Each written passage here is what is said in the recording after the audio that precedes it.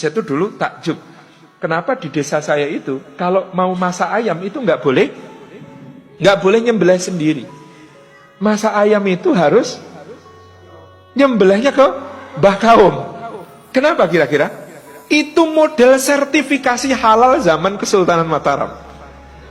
Tidak semua orang boleh nyembelih. Yang boleh nyembelih hanya faqih yang alim, yaitu Mbah Kaum. Jadi waktu itu Mbah Kaum ada representasi lembaga penjamin kehalalan. Maka tidak boleh belah sendiri, yang belah harus Mbah Kaum. Seperti itu. Kemudian saya bertanya-tanya, kenapa di masjid-masjid yang mewarisi tradisi itu, Kesultanan Mataraman itu, Nyun Sewu, ada Bilal ketika sholat taraweh.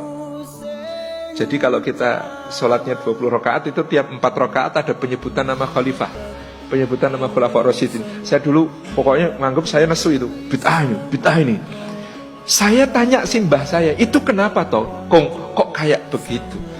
Engko sekle, ceritanya begini. Dulu ketika Islam masuk ke Nusantara, ternyata ada yang ikut pengen dompleng, yaitu orang-orang yang membenci Khulafaur Rasyidin.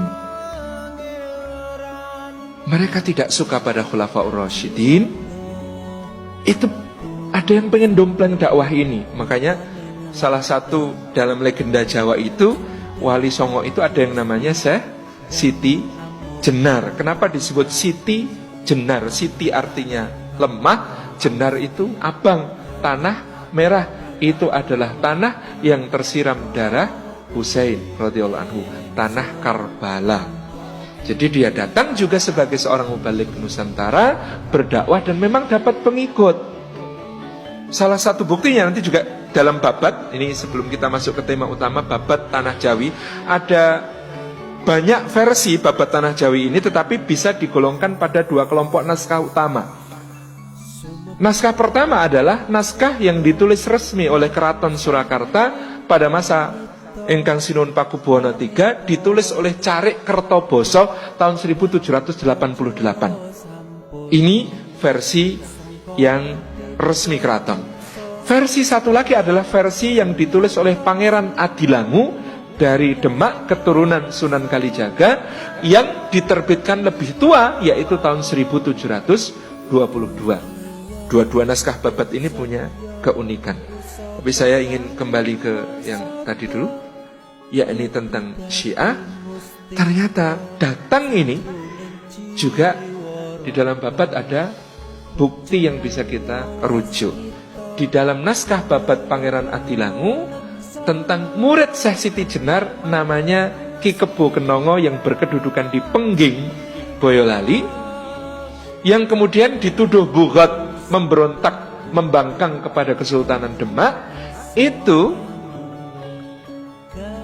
Ki Ageng Pengging itu punya 2 ekor anjing. Anjing ini dia lempari batu kalau sedang marah. Anjing ini oleh beliau diberi nama Abu Bakar lan Ngumar.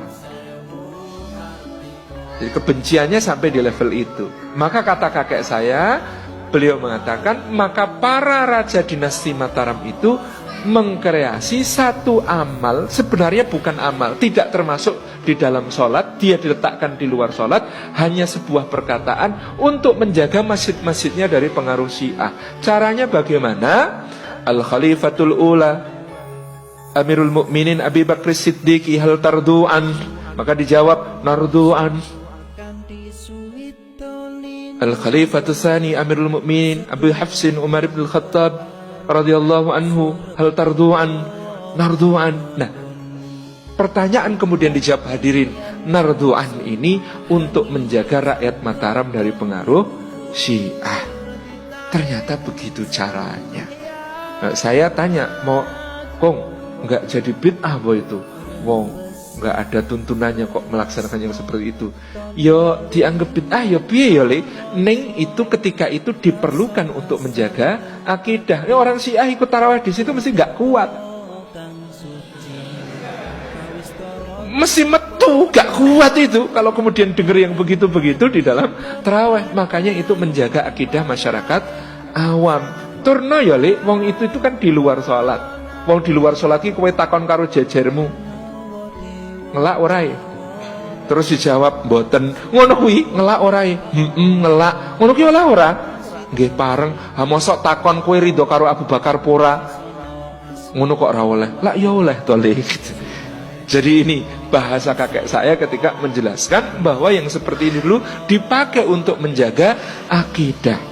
Masya Allah, kalau itu benar memang demikian keadaannya, betapa luar biasanya bagaimana para ulama ini kemudian menjaga kita semua masyarakat awam dari pengaruh-pengaruh yang berbahaya.